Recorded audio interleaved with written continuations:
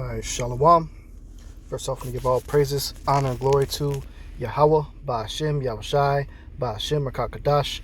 Yahweh be the true name of every father. Yahushai be the name for his only begotten Son, who the world ignorantly calls God, and Jesus Christ. I'm going to give double honors to our apostles and elders of Great Millstone, that taught us truth and will well. The salutations to you, hopeful elect, pushing this truth in all honesty and sincerity.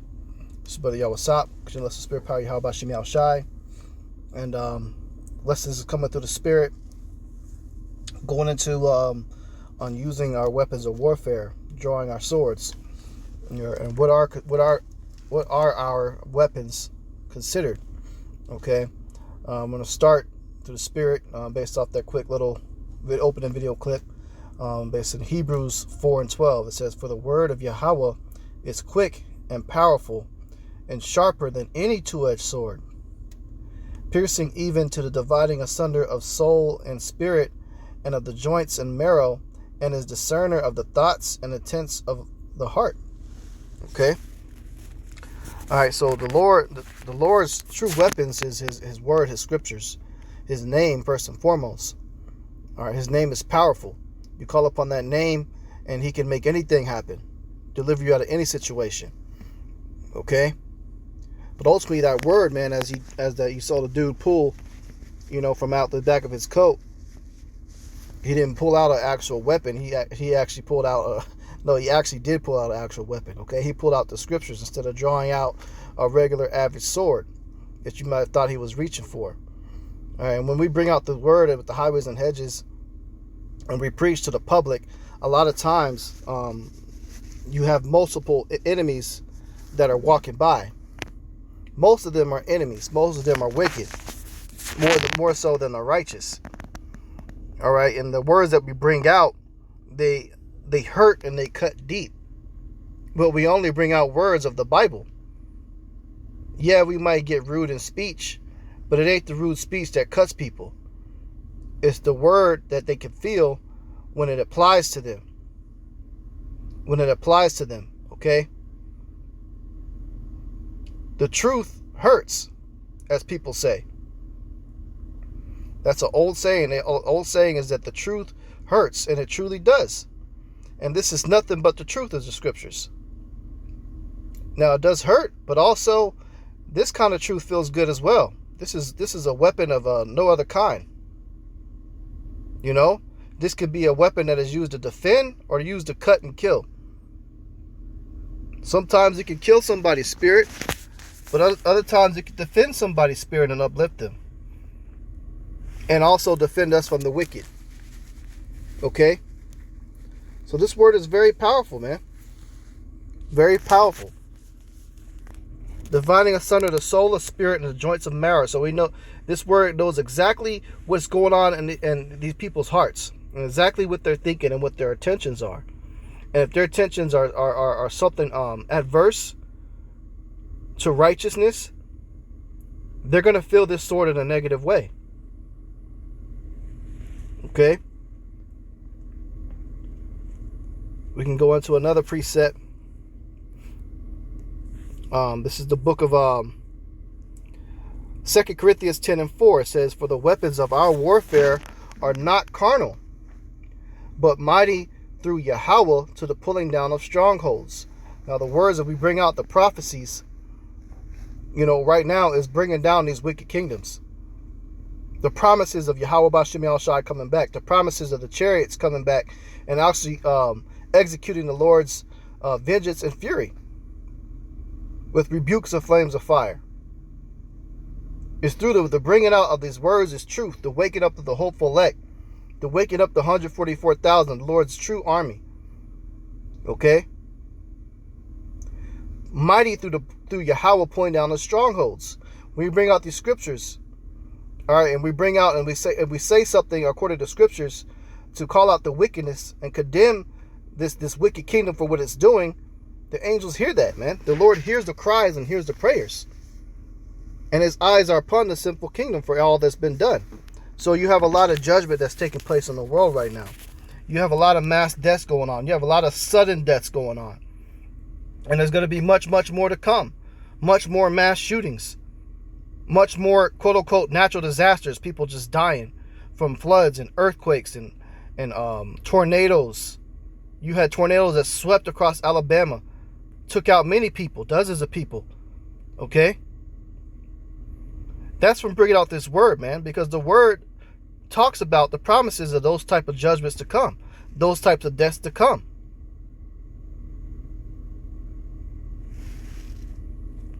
You know?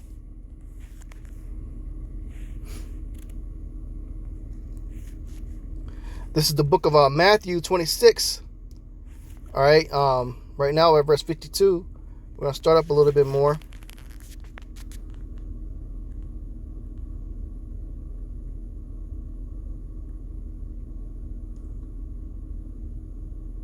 All right, we'll start at verse 48. It says, "Now he that betrayed him gave him a kiss, gave them a sign." Salakia says, "Now that he that betrayed them gave them a sign, saying, Whosoever I shall kiss, that same is he, hold him fast. And forthwith he came to Yahushua and said, Hail, Master, and kissed him. And Yahushua said unto him, Friend, wherefore art thou come? Then came they and laid hands on Yahushua and took him. And behold, one of them which were with Yahushua stretched out his hand and drew his sword, and struck a servant of the high priest, and smote off his ear. Then said Yahushua unto him, Put up again thy sword into his place, for all they that take the sword shall perish with the sword. All right, so we don't fight in a carnal way. It's not the time for that.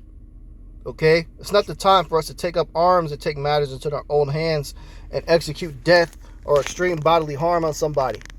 There will be a time and place for that when the Lord deems it necessary, such as during time periods of Jacob's trouble, life or death scenarios, and ultimately when we're raised up as hunters as well. All right, but ultimately, we're not out here to carry around guns and prophesy with and threaten people and commit some type of action and take matters into our own hands. That's not something that we do. Okay? So that's why Yahushua said, hey, put up the sword into its place. If you live by Esau's blessing and think you could fight this man and take him down, then you're very wrong and you're very mistaken. And you will lose that battle. And that's exactly what this devil wants you to do, to justify rolling on you and taking you out. But you got a mission to perform. And that's to ultimately wake up the whole Follett. So we're not about toting guns and toting knives and toting swords and weapons. Yeah, brothers might be trained in different arts to do so, even trained as marksmen, but it doesn't mean that's what we live by. We live by the word of Yahweh Bashem Yahushai. And we can simply put up a curse on somebody through the power of Yahweh Bashem Yahushai and call upon that name, and we let the angels and Yahushai do the rest of the work for us, man. Brothers have personal testimonies and sending up curses on people, wicked, that came against this camp personally, man, of GMS Kansas City. And within a few months later, we seen a man be put to death by an Edomite. That's powerful, man. So we don't live by the carnal sword, man. We don't have to. We got the real blessing. We got the real spiritual weapon, which is the word of Yahweh Bashem Yahushai. And that's what we always have to remember to live by. Before you ever consider taking matters into your own hands and thinking that you need to do something carnal, you need to remember the real way to fight that individual. Through the word of Yahweh Bashem Yahushai, man. Yeah, sometimes it may take a long time for that person to get judgment, but once you sit up them prayers and them curses, best believe they will come eventually. They will come eventually, especially if that person is truly wicked. They'll receive that type of judgment. Okay?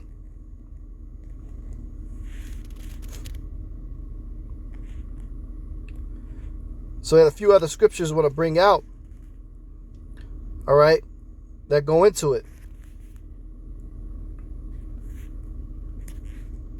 All right, this is the book of Ephesians 6 and 12. It says, For we wrestle not against flesh and blood, but against principalities, against powers, against rulers of darkness of this world, against spiritual wickedness in high places. So our fight isn't a physical fight, for real. Yeah, they're physically going to come and try to attack us. But right now the fight is more so heavily against spiritual things, man. We have people spiritually doing all types of heavy witchcraft. You know, that's what our fight is against. Our fight is against the powers that be that's creating all types of laws and wickedness. Against the rulers of darkness of this world. So this isn't a carnal fight, man. This is a spiritual fight. So it's your job to send up the prayers for the hopeful elect, the blessings and the curses upon the wicked, and condemn these wicked fast people, man. The scriptures say, go and prophesy against Mount Seir, and that's what we do. We prophesy. We focus on that. But we are peaceable. We are peaceable men, as commanded. We are commanded to be peaceable amongst all men. But it is a weapon. It is a warfare going on. So be prepared to fight and arm yourself up through the word of Yahweh Shem Yahushai, through the scriptures.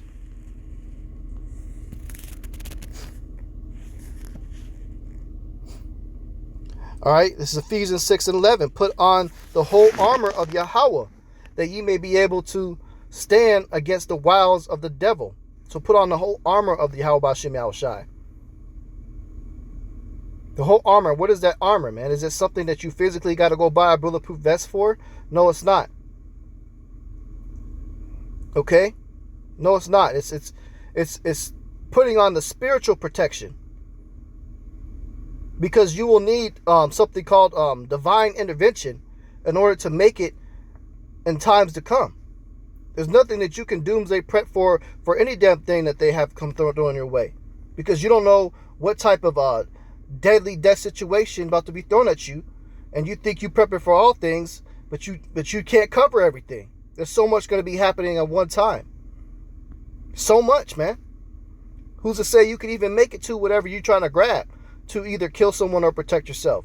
More than likely, you won't be able to make it. That's how spontaneous shit's going to happen.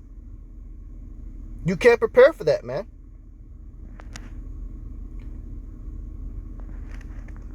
There's another one, 2 Corinthians 10:3 says, for though we walk in the flesh, we do not war after the flesh. Right, man. So we don't try to war after physical things, man, and think you can answer something in a physical way. You got to fight spiritually heavily. And verse 5 says, casting down imaginations and every high thing that exalted itself against the knowledge of Yahweh, and bringing into captivity every thought to the obedience of a Mashiach. Right, man. Through preaching out this word. Edifying. Bringing out prophecies. There's a lot of different ways we do this, man.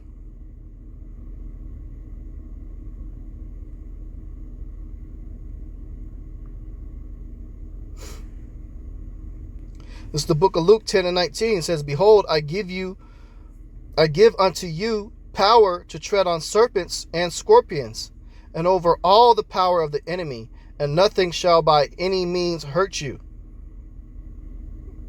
Meaning nothing can hurt your spirit. The scriptures also say, beware of him that has the ability to kill both body and spirit, roughly paraphrasing. And who has the ability to do that? Only Yahweh B'Shem Yahushai.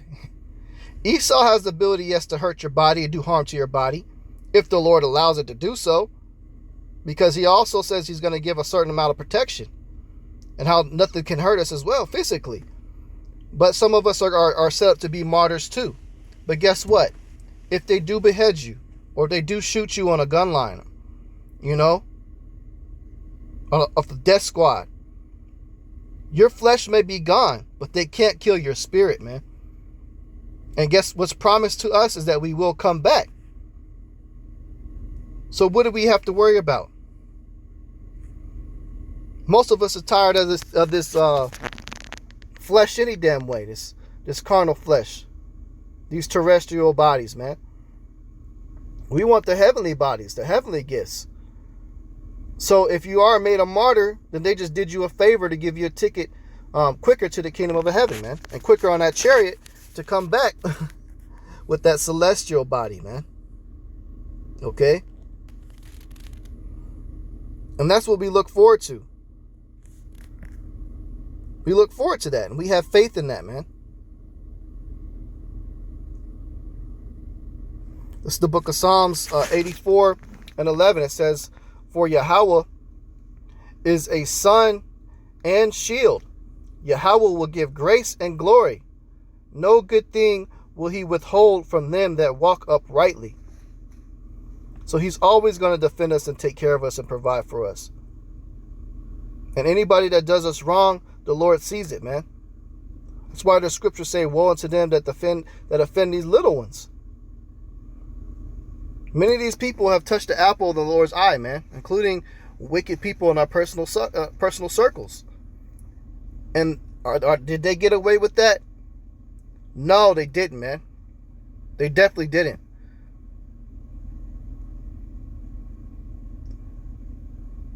The wicked, scriptures say the wicked shall not go unpunished. So they got it coming. Just whatever you do, don't try to attempt to take matters into your own hands. The line has been drawn in the sand, which Yahweh Shai did. We're not living in a time period to execute our own judgments no more, because we are not without sin either. All we're doing is trying the best of our ability to make our calling and election sure. Okay? That's all we're doing. And always remember that. Watch out for these camps that are out there prophesying with rifles slung on their arms or pistols on their hips, open carrying with fringes on their t-shirt prophesying. Man, those guys don't got it. They don't get it. They're not keeping the scriptures of our weapons, our warfare are not carnal. And they try to justify the scripture says go sell your garment and buy a sword, as it is okay to go buy a bunch of weapons and showboat with them, man. That's not us, man. It's not what we're supposed to be doing. You know? You're not in sin if you got something to protect yourself, but you're in sin if you're totally relying upon that to save you. That's just a tool that Yahweh might use to defend yourself, if it may be. But the real defense that you should want is that spiritual power, man, when we get the new bodies. And this is definitely a big fight, man. We're being heavily attacked, right now through the spirit. But we're in a time of reaping our fruits is going to begin to happen, man, through the spirit of Yahweh Shem Shai. You just have to have faith in that, have patience. And let the Lord do his work, man. That's a much better weapon, is allowing Yahweh Shem Shai to fight for you than anything that you could think of doing. Remember that. So with that, Lord's will, this lesson is edifying. I believe I hit the point on that. I'm going to go ahead and close out. Give all praises, honor, glory to Yahweh, Ba'ashem, Yahweh Shai, Ba'ashem Rakakadash. Double honors to our apostles and elders, a great millstone, Natasha's truth and will well. And salutations to you, hopeful in his truth and all honesty and sincerity. Shalom.